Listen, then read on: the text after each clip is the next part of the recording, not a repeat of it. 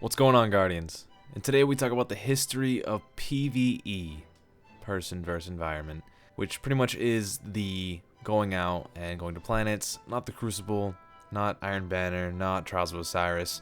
Just it's what Bungie puts the most time and effort into, pretty much. If you haven't seen the history of PvP, I did do an era type style where there was like an auto rifle era, a hand cannon era. PvE can be described by eras, but that is only by the raids or the DLCs. That's pretty much all it was.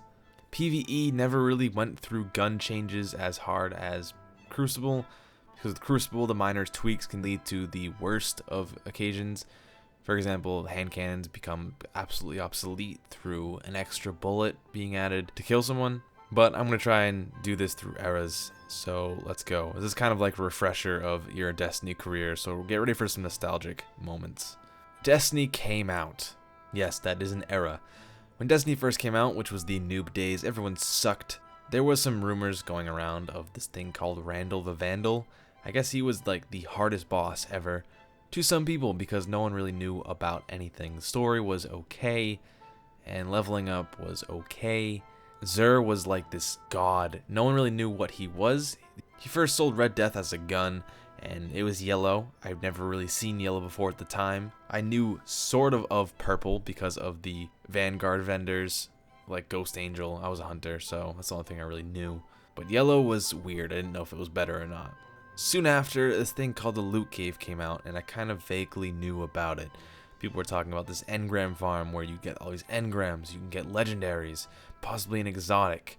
But as you do know, the Cryptarch was a bitch, and he wouldn't give you anything. This was during the patch where you could get a blue out of a purple engram.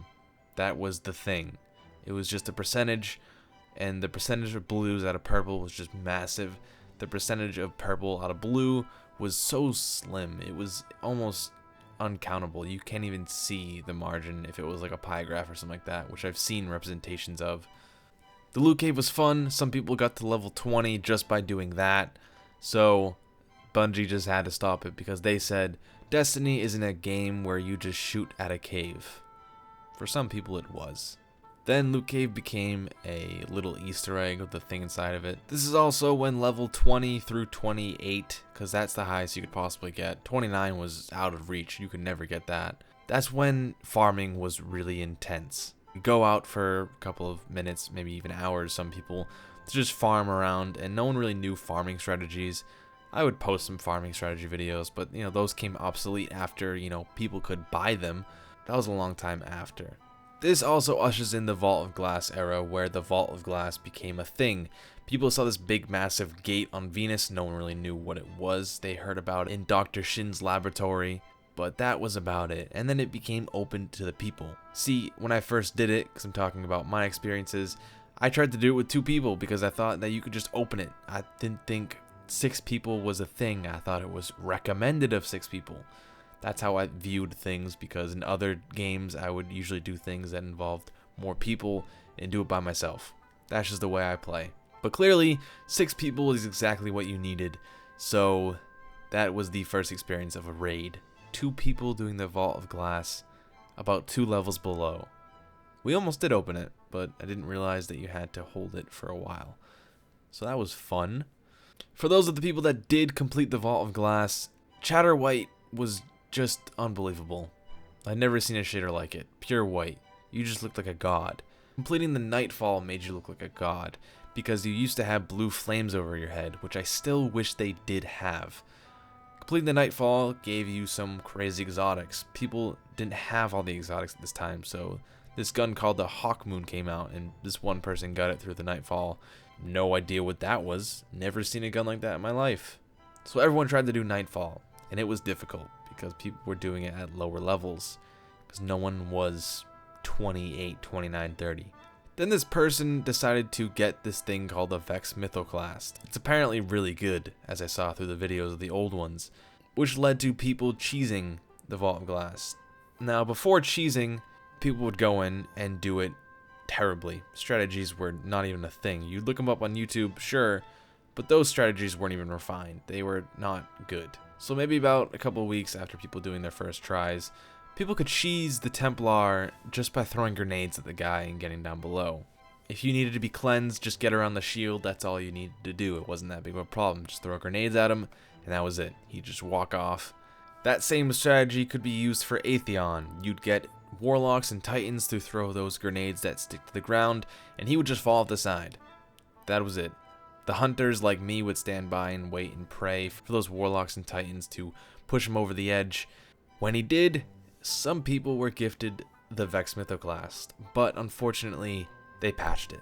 They patched all the cheeses. For the next 6 months, this isn't really the era, I'm just going to have you put this in the back of your head. There was this time where Fatebringer and Galahorn were the two things to have, at least in my case. Galahorn was sold the second week of Destiny. That's the thing that kills me to this day. He sold it the second week of Destiny. Actually, it doesn't really kill me to this day because Galahorn is kind of outdated, unfortunately. Also, Fatebringer trying to do the hard raid Vault of Glass once a week, 3 times a week through my 3 characters. Just sit on top of the ledge, have someone shoot the back 2 oracles that people couldn't really reach with their icebreakers, and that was it. Also during this time, Ascendant materials were a thing. Yeah, whatever those things are. Sometime after, Crota's End came out. This was the first DLC of Destiny ever, so people had no idea what to expect. We heard a new raid, and the Vault of Glass was very successful. Going off of Ascendant materials, they completely made that obsolete through Radiant materials, so all that hoarding of Ascendant materials that you did not matter. You'd have to hoard new things, which kind of pissed some people off because they would spend so much time trying to find Ascendant materials, now they gotta find Radiant materials. There also wasn't really anything too special about Crota's End. There was a new vendor, Eris Morn, but she didn't really give much. She gave the weirdest hat I've ever seen, and no one really cared for it. The storyline of Crota's End with, Omnigul and other things, it wasn't too strong. But Crota's End raid was okay. Wasn't the best. There's not that many raids out there anyway, so, it's not going up against anything. The first part, Crota's End, during the beginning couple of weeks, was probably the most difficult part of it, for me at least. People would always die. There wasn't really any strategy, stick together, shoot, but people sucked. I don't know, just whenever the raids first come out, people forget how to play the game. I'm not saying I didn't die, of course I died. I fell in the hole at least 3 times during the running of the beginning. And the first day it came out, somehow managed to actually get through them. But then that led to the sword and bridge part. Now the swords and bridge, or if you want to call them the totems, wasn't that difficult, really. It would just involve a lot of things going right and a few things going wrong. Now Uryu was actually a terrible thing to defeat. She would always kill us. It was impossible to get into the thing because it would require coordination. People would already have died before even getting into there. It was just a mess. But then you realize that she didn't drop anything. So what's the point of even doing Uryu if she's not going to drop anything? The exotic chest was put in the beginning, the very first part. In fact, 3 times a week, I would just drop down and do it myself. I mean, I got a Dragon's Breath within the first week, no problem. Going back to Crota's End, or towards the end of it, defeating Crota, strategies were all over the place. Raid strategies in the first couple of weeks are horrendous. Just, if you see my videos of defeating the War Priest on Taken King, just don't watch it, it's ugly. In fact, you can go watch it and make fun of it, I don't care. But defeating Crota wasn't that bad. Especially if you had a Galahorn. Especially. This was the term, do you have a Galahorn? And this was the question of your life, pretty much. Yes, you stay. No, you're kicked. The only way to get out of it is if you can say, I can be the sword bearer. That would involve being a hunter and having invisibility. But the first couple of weeks, the invisibility trick wasn't really well known, and people just kind of went up anytime and just hit them and jump back down to the side. It was just really ugly and really messy. It was a terrible time. A couple more weeks went by, radiant materials were hoarded, 32 became an actual obtainable level, and Crota's End Hard came out. Now, Crota's End Hard isn't that bad all the way through, until you get to Crota himself.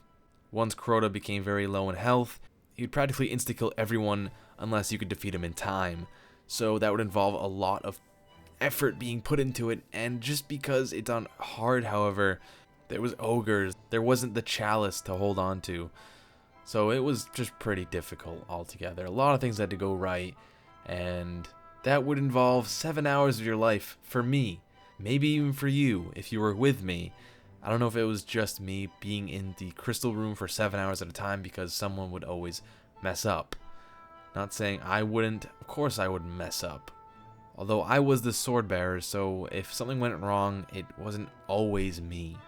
Also, Necrochasm with the Crux of Crota was never dropped. It just never dropped for some reason. Also, it really had high hopes because of the Vex Mythoclast, and those were kind of crushed because I thought the Necrochasm wasn't that great when it first came out.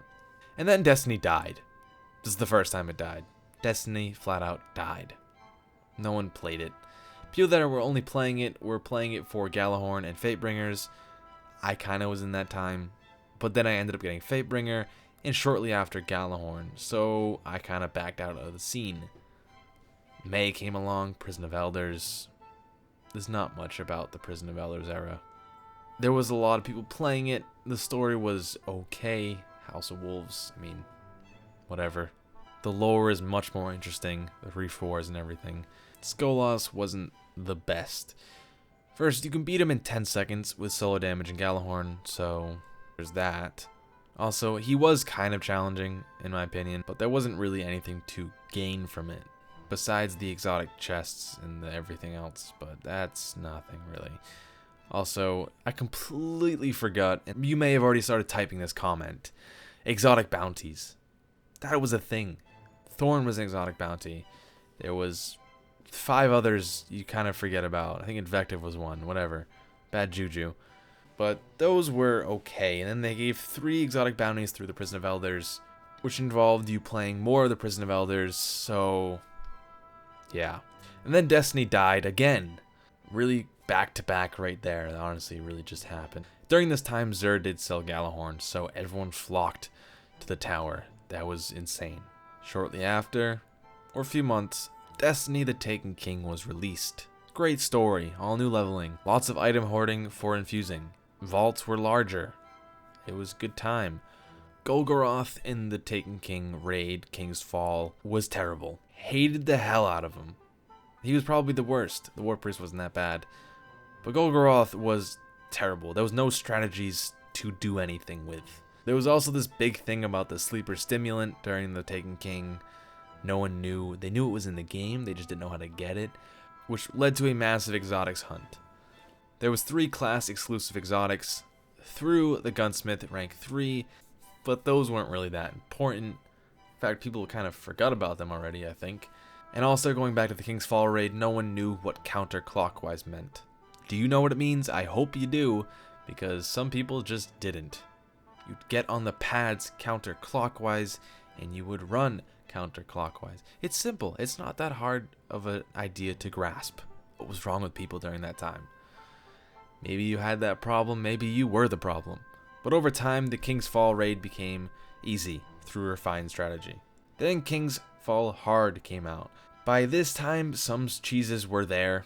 The swords, you'd hold the sword out and you'd somehow cancel out everything. Through that, it just made it easier. It didn't make it that bad. Just as long as you did not collide the bubbles.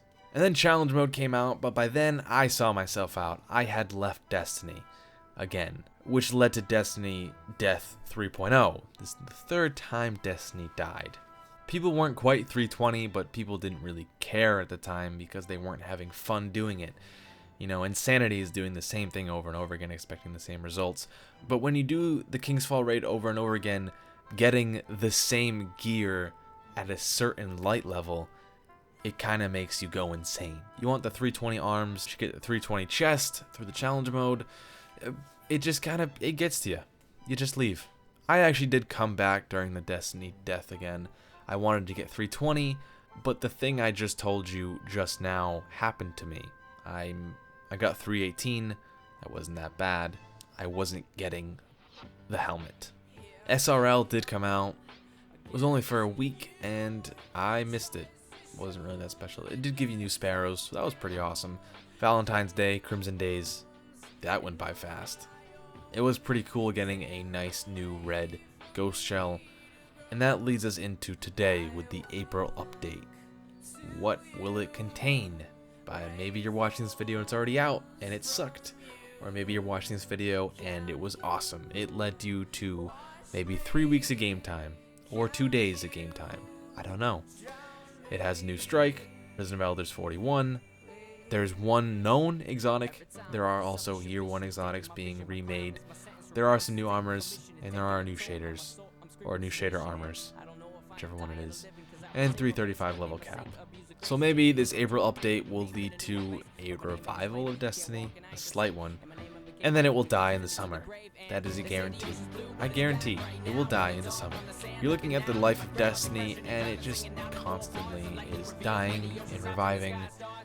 I don't know how many times it can do that, but if I missed any moments that you thought of PvE that was noteworthy, that you had a great time or terrible time with, you can go ahead and comment that. But anyways, that's been it for me. Hope you guys enjoyed, and I'll see you in the next one. Later, Guardians.